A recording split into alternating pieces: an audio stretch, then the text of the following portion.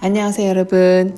그동안 우리는 여러 차례에 걸쳐 마음과 영혼 그리고 관계에 대한 이야기를 저와 함께 나누어 왔습니다.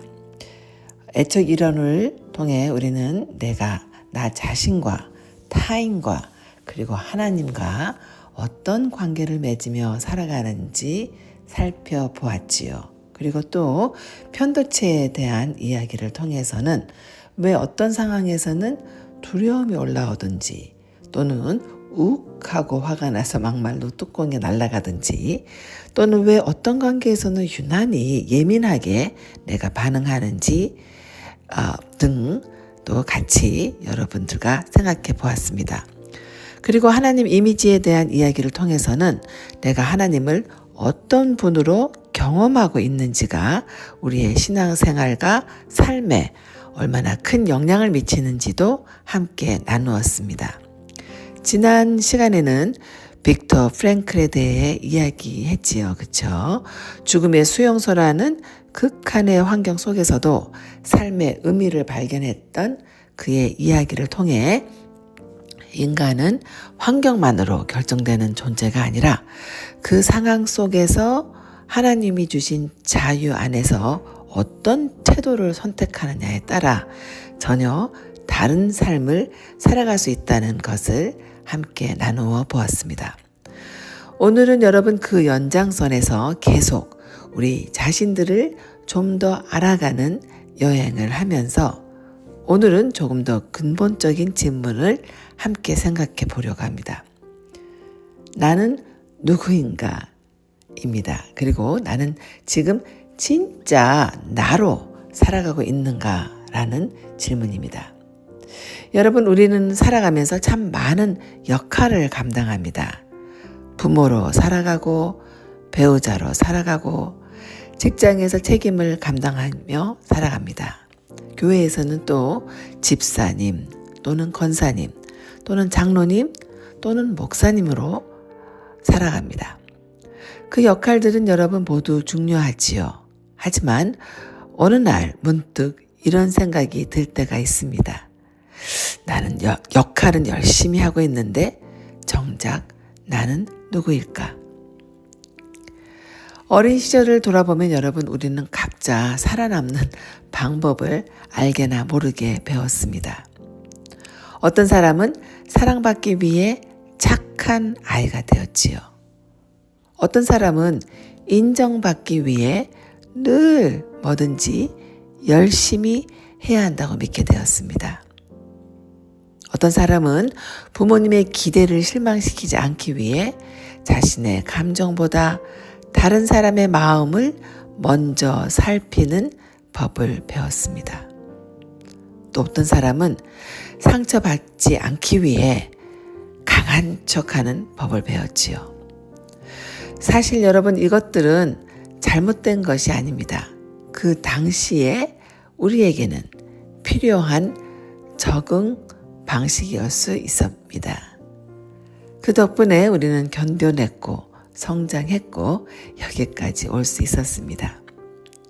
하지만 문제는 어린 시절에 배운 그 살아남는 방식이 어떻게 보면은 사랑받는 방식이라고도 할 수 있는데 그 방식들이 지금도 계속 우리의 삶을 이끌고 있을 때 문제가 될 수 있습니다.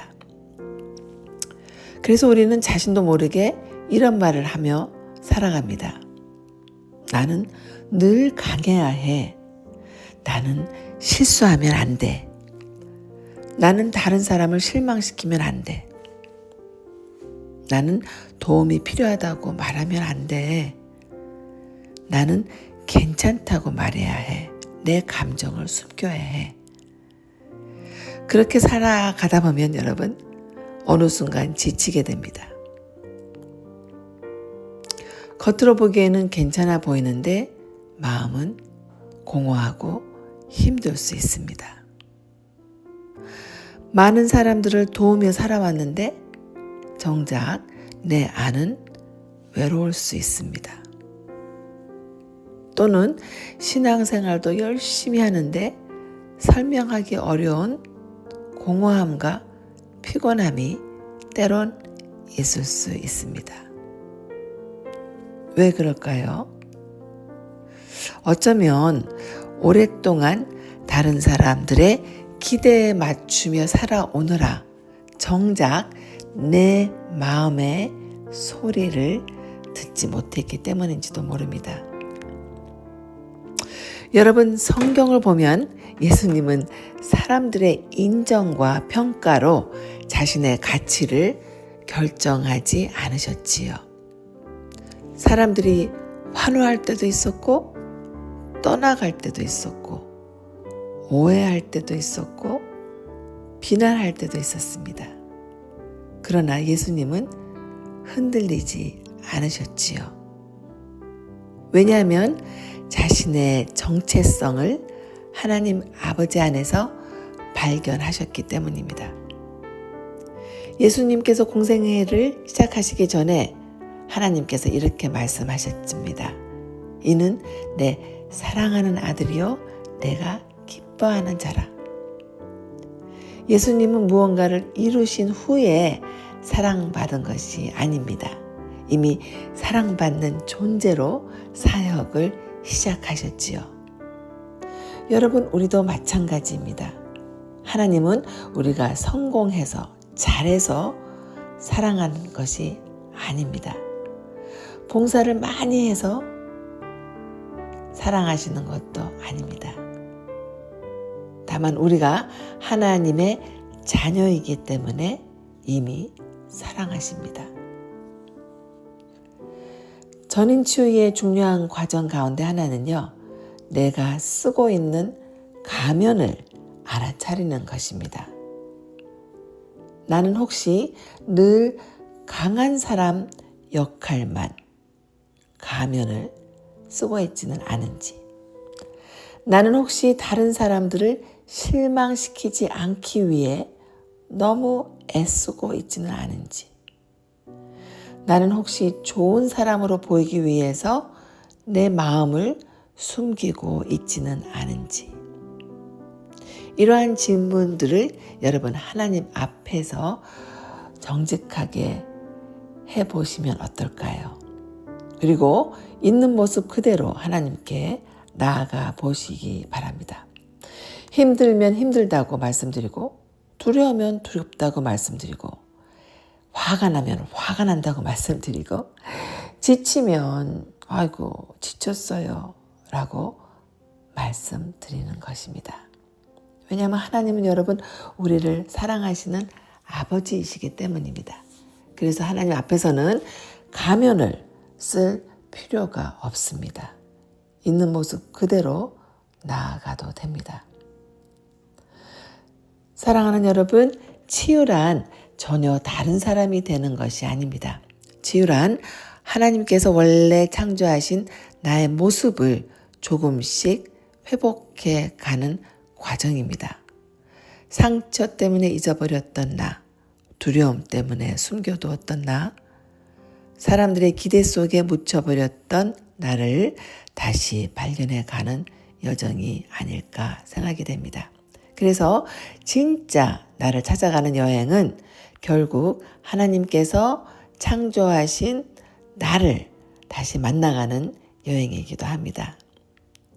오늘 칼럼을 마치면서 여러분께 2가지 질문을 남겨드리고 싶습니다. 만약 다른 사람들의 기대와 평가를 전혀 신경 쓰지 않아도 된다면 나는 어떤 모습으로 살고 싶을까요? 이 질문에 어떤 분은 아이고 이제는 좀 쉬면서 살고 싶다고 답하실 수도 있고, 어떤 분은 내 감정을 좀 더 솔직하게 표현하며 살고 싶다, 눈치 좀 덜 보고 라고도 답할 수 있고, 또 어떤 분은 남을 실망시킬까 두려워하지 않고 내 생각을 말하며 살고 싶다고 답하실 수도 있습니다. 여러분은 어떠신지요? 한번 조용히 여러분 자신한테 물어보시기 바랍니다. 그리고 또 한 가지 질문입니다. 지금의 나는 정말 하나님께서 창조하신 모습대로 살아가고 있을까? 아니면 다른 사람들의 기대에 맞추며, 아니면 이 세상의 기대에 맞추며 살아가고 있을까? 거기에 답해서 혹시 나는 좋은 사람으로 보이기 위해 너무 애쓰고 있지는 않은지, 혹시 나는 늘 강해야 한다는 부담 속에 살고 있지는 않은지, 혹시 나는 다른 사람들의 기대를 채우느라 정작 내 마음은 돌보지 못하고 있지는 않은지 등 이번 주에 잠시 조용한 시간을 내어 하나님 앞에서 한번 생각해 보시면 좋겠습니다. 정답을 여러분 빨리 찾으려고 하지 않으셔도 괜찮습니다. 이러한 질문들을 마음에 그냥 품고 하나님과 함께 걸어가는 것만으로도 이미 중요한 시작일 수 있습니다. 이번 한 주도 여러분 너무 애쓰며 자신을 몰아붙이기보다 하나님께서 사랑하시는 소중한 자녀로서 조금 더 자신을 이해하고 조금 더 자신을 돌보고 조금 더 자신에게 친절한 말과 시간을 가져보시기 바랍니다. 여러분은, 우리들은 이미 하나님께 사랑받는 소중한 존재임을 기억하시기 바랍니다. 이번 한 주도 여러분 잠시 걸음을 멈추고 하나님 앞에서 나는 누구인가? 나는 지금 누구로 살아가고 있는가? 나는 혹시 나 모습 말고 가면을 쓰고 살아가고 있는가? 등 조용히 물어보는 시간을 가져보시기 바랍니다. 그 여정 속에서 하나님께서 창조하신 참된 나를 조금씩 발견해 가고 조금씩 더 자유로워지고 조금씩 더 성장해 가는 은혜가 있으시기를 바랍니다. 지금까지 기프트 전문 상담소와 기프트 전인 코치 전문 학교의 닥터 리리아 전이었습니다. 샬롬.